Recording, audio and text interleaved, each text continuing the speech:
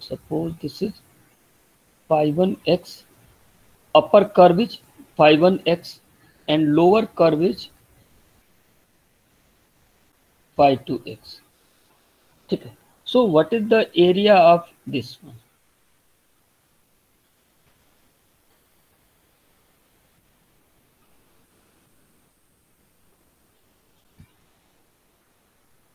बोलो क्या होगा? Up to minus or minus 5 to x. एक एक करके बोलो. So this is the हाँ बोलो क्या बोले? phi 1x minus phi 2x dx a to b. Actually what you write here कि x equal to suppose x1 and x equal to x2. ठीक है. And you write y dx. ये लिखा ना.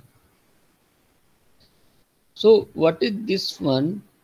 Here x1 is a and x2 is b and y dx. So what is y dx? This is the suppose this is y1 and suppose this is y2. So what is this region? First of all this one यानी कि पूरा ये हो गया minus in this one subtract, so you can find this the shaded region यानी कि y1 minus y2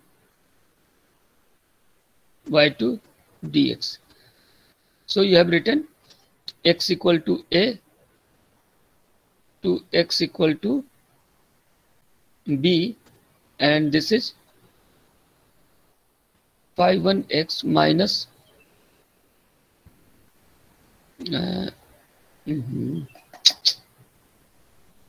phi 2 phi 1x minus phi 2x and dx. एक minute.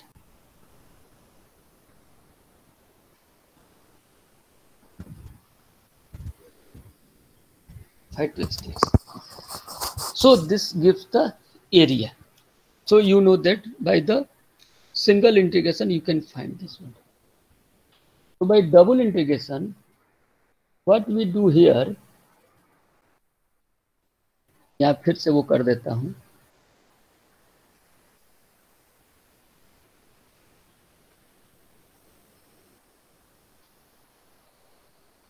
x equal to a, x equal to b.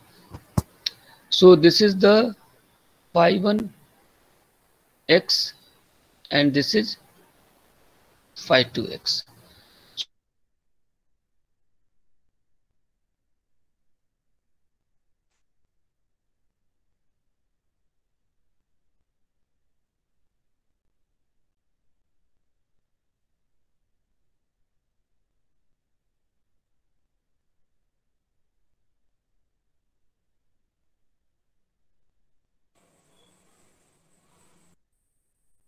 Y equal to y1 to y equal to y2.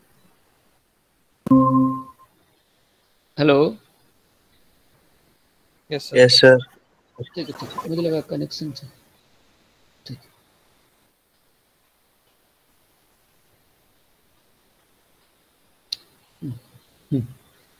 And x equal to x1 to x equal to x2. ठीक है. So when you actually as like the single integration you are free, right? Area is either integrate with respect to x or with respect to y. So similarly in this case suppose I want to first integrate with respect to y. So take a strip parallel to y axis. This is the region and find the area of this region. एक minute.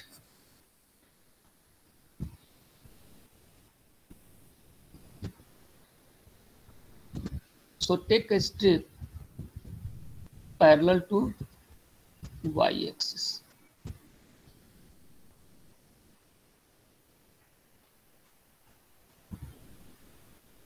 Take a strip parallel to y axis. ठीक है. So y equal to phi 1, ये upper and lower phi 2. So this is the area of this one. So now x equal to a to x equal to b, and this is y equal to y1 means take a strip parallel to y axis means the lower curve to the upper curve. So lower curve is y equal to phi 1x and upper curve y equal to lower curve phi 2x and upper curve phi 1x, and this is dy, and after this one integrate with respect to x. So what we write, x equal to a to x equal to b, and integration of dy is y, and this is phi 2 and phi 1 dx. So x equal to a, x equal to b, and this is phi 1x minus phi 2x, this is dx. So 1 and 2 both are the same. Okay. Similarly, suppose right case sir हाँ तो starting वाला एक बार बताइएगा, ये मैं net फंस गया था. dy dx जो लिखे हैं यहाँ. हाँ सर, फर्स्ट टाइम जो डबल इंटीग्रल डाले ये क्या लिखे हैं? पता, this is the area. Area is double integration. अब you are free write dx dy or dy dx. So first you integrate with respect to y. So write first one the limit of y and integrate with respect to y. After second write limit of x and integrate with respect to x. हाँ बोलो. तो sir मतलब dx अगर उधर कर देते तो मतलब x1 x2 पहले आ जाता. हाँ वो भी आगे बताते हैं. और ये सर लिखे कैसे सर, ये मतलब एरिया ऐसे? एरिया का फॉर्मूला होता है y इक्वल टू, दोनों का यही रिलेशन बता रहे हैं. इससे तुमको पहले ये ऐसा फॉर्मूला है. हाँ कि डबल इंटीग्रेशन dy dx या right dx dy. So by double integration how can you go to the single integration? तो मैं बता रहा हूँ कि take a strip parallel to y axis. y axis के पैरेलल जो है एक स्ट्रिप ड्रॉ किया, यानी कि जो लिमिट है हमारा lower curve to upper curve, lower curve to upper curve and left corner to right corner. So y equal to lower curve to upper curve and left corner to right corner. तो dy का integration y phi 1 minus phi 2. तो ये तुम्हारा पहला आ गया जो area find किया था. ये सिंगल इंटीग्रल से इंटीग्रेशन निकल रहा है तो डबल इंटीग्रल हम क्यों यूज करते हैं? ये डबल इंटीग्रल से क्या फायदा है मतलब यूज करने से? आगे देखेंगे. पहले अभी हम दोनों में रिलेशन तुम्हें दिखा रहे हैं, फिर तुम्हें आगे बहुत सारे फायदे दिखाएंगे. ठीक है. अभी खाली तुम्हें देखना है कि डबल से सिंगल में कैसे जा रहा है, सिंगल से डबल में कैसे जा रहा है, दोनों के बीच में क्या रिलेशन है. फायदा ही फायदा, तभी तो उसका यूज है. ठीक है. देखो यहाँ तो तुम फाइंड कर लिए, मान लो वॉल्यूम फाइंड करना होता तो सिंगल इंटीग्रेशन से कैसे फाइंड करते हैं? नहीं तो एरिया ही सिर्फ निकलेगा सिंगल इंटीग्रल। नहीं निकलेगा ना। तो वॉल्यूम फाइंड करना हो, जैसे मान लीजिए पूरा सॉलिड अगर ये रहता और वॉल्यूम फाइंड करना था तब कैसे निकलता? तो इसीलिए there is the concept of multiple integral, ठीक ना। तो मल्टीपल इंटीग्रल मतलब कि जैसे हम लोग बात करते हैं n डायमेंशनल स्पेस की, लेकिन 3 डायमेंशनल स्पेस ही हमको विजुलाइज होता है, इसके ऊपर का नहीं होता है। तो मैथमेटिकली तो बहुत सारा चीज की स्टडी करते हैं, और नॉर्मली हम क्या करते हैं मल्टीपल इंटीग्रल में second integral and triple integral, इन्हीं दोनों का यूज करते हैं, ठीक है। For the finding the area, area तो तुम सिंगल से निकाल सकते हो, but you cannot find the volume by the single integration, so go to the by double integration and triple integration, ठीक। तो आगे और भी तुम्हें क्वेश्चंस मिलेंगे उस तरह के, ठीक है। इसी को तुम ऐसे भी तो कर सकते थे, जैसे तुम्हें एरिया फाइंड करना है तो तुम ये भी तो कर सकते थे, नहीं उल्टा कर दिया।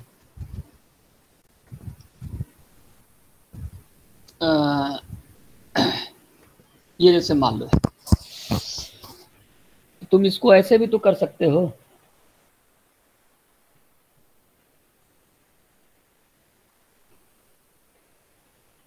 और ये ठीक है। Suppose y equal to c and y equal to d, ठीक है। Now this left wall of curve is x equal to या x1 equal to psi1y and the right wall is x2 equal to psi2y। Actually ये x ही है, but अब ये right की this is the x1 and this is the x2, ठीक है। Now what is the area?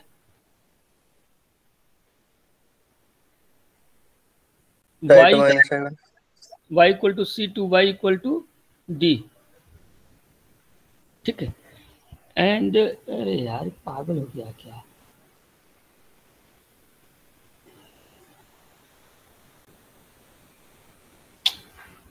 अच्छा कटे नहीं रहा है, छोड़, ठीक है। y equal to c to y equal to d, ठीक है।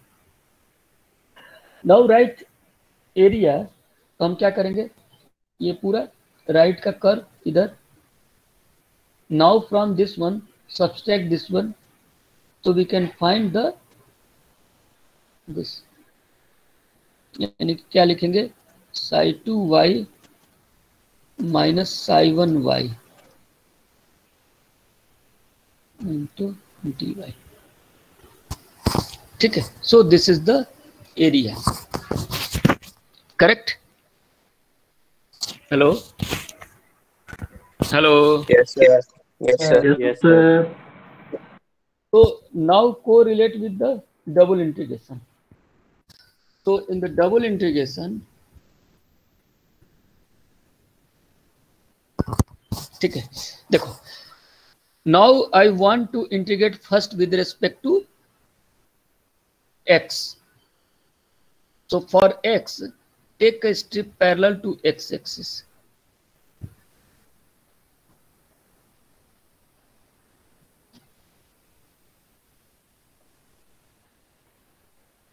take a strip parallel to x axis, ठीक है। यानी कि left wall to right wall, ठीक है, and lower corner to upper corner, ठीक है।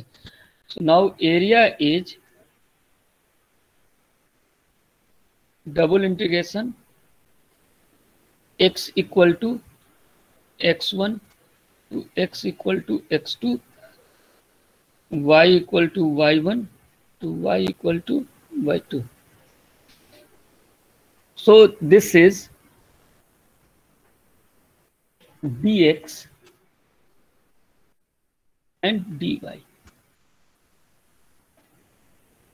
So y equal to c to y. यही जो लिख रहा है ना सर, ये समझ में नहीं आ रहा, ये जो लिख दिए पहला वाला। ये एरिया का फार्मूला होता है, ये area equal to double integration dy dx, और इसी को अगर तुम्हें वॉल्यूम लिखना है तो ये होता है triple integration dx dy dz। अब तो सर इसका लॉजिक बता सकते हैं ऐसे कैसे लिख दिए एरिया को? अच्छा, हम थोड़ा सोचते हैं फिर बताते हैं। ठीक है, हमको थोड़ा टाइम दो, हम बताते हैं। ठीक ठीक है।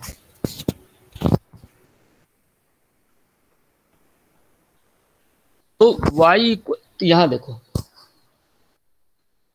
ये जो हमने लिखा कि y equal to y c to y equal to b, ठीक है, and take strip parallel to x axis. तो यहाँ पे क्या होगा, right wall minus left wall, या इसको dx का इंटीग्रेशन इसको ऐसे भी लिख सकते हैं, ये x क्या होगा, यानी कि lower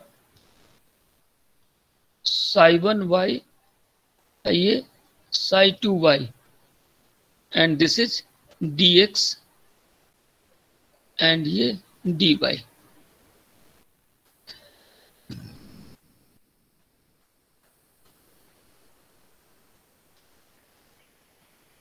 y equal to d and dx का integration x, so psi2y minus psi1y, and this is dy. So keep in the mind this one, in the double integration there are two things keep in the mind. First one, I am talking in the double integration, that in the every multiple integration outer limit is constant, ठीक है, in this outer limit of integration is always constant, यानी कि यहाँ पे जो outer होगा वो हमेशा उसका कांस्टेंट होगा। Inner is may be constant और मे बी वेरिएबल, ठीक है। तो ये चीज तुम्हें ध्यान रखना है कि outer limit of integration always constant, in the inner this is the limit of x or limit of y. Suppose this is the limit of x, this is the constant, so this must be the constant. If this is variable, ठीक है, या तो ये variable होगा या ये constant होगा। Clear? Outer limit of integration is always constant, क्योंकि ये आउटर अगर हमारा वेरी करेगा तो हम बाहर से उसको फिक्स कैसे करेंगे। So therefore inner limit is either constant or, तो यहाँ inner limit of integration is either constant or variable, but outer limit of integration is always constant. Suppose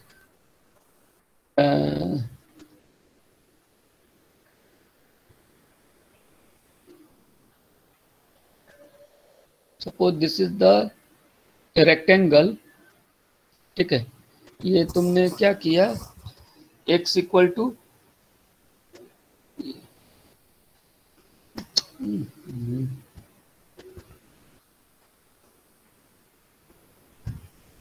ये क्या हो गया, ठीक है, ये ले लिया x equal to a and x equal to b। y equal to c, y equal to d, ठीक है, x equal to a. So now find the area of this one. So area is, we know that this is double integration dx and dy. So first we integrate with respect to x. So for integrate with respect to x, so take a strip parallel to x-axis.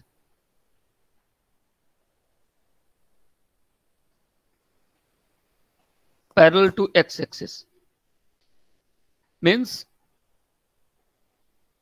left wall से right wall, यानी कि left wall to right wall, यानी कि left क्या है, x equal to a to x equal to b and dx, and left lower corner to upper corner, यानी कि y equal to c to y equal to d. So you can write y equal to c to y equal to d, and integration of dx is x, so this is b minus a, and dy, integration of dy is y, so d minus c, so b minus a and d minus c. If you write area is, take a strip parallel to y-axis. Take a strip parallel to y-axis. So what? Lower wall to upper wall. This is the inner. Y equal to c to y equal to d. dy and x left corner to right corner, यानी कि x equal to a to x equal to b. तो integration of dy is x equal to a to x equal to b, and this is y c to d and dx. So d minus c, this is the constant, goes to outside, and x equal to a, x equal to b, and dx. Integration of dx is x, so d minus c, and this is b minus a. So in the both cases we can find the same. तो ये तुम्हें हमेशा दिमाग में रखना है कि outer limit is the constant and lower limit is the variable. अब ये क्वेश्चन का सॉल्यूशन क्या होगा ये सोचना. एग्जाम्पल क्या दे दें, एक मिनट. क्वेश्चन सर वो ऊपर आप रेक्टेंगल जो बनाया ना, हाँ हाँ, उसी से तो वो डबल इंटीग्रेशन का लॉजिक जो कृष्णम पूछ रहा था वो निकल सकता है ना. अगर ए से बी में उसको पार्टीशन कर दें सेट में, और सी से डी में, तो उसको डबल सिग्मा का समेशन लिख सकते हैं ना.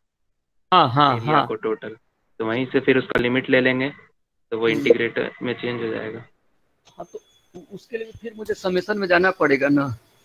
नहीं, उसको खाली वो नोटेशन लिख देंगे, नोटेशन लिख लेंगे, केवल काम हो जाएगा उससे.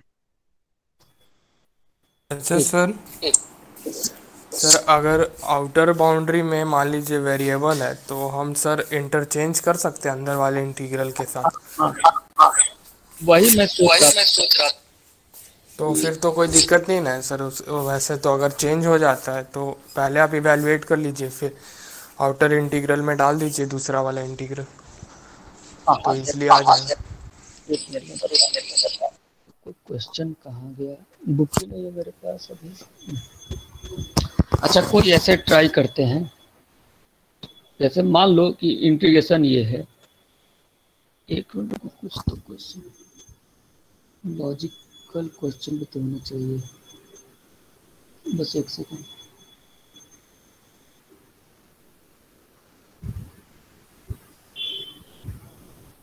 इतने सारे मल्टीपल इंटीग्रल का तुम्हें भेजा था ना कल।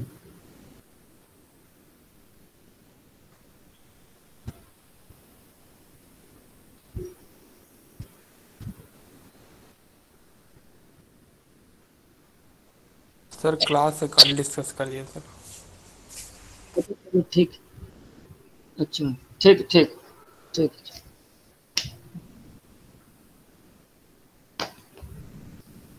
हाँ सौरभ अटेंडेंस भेज देना। Okay sir.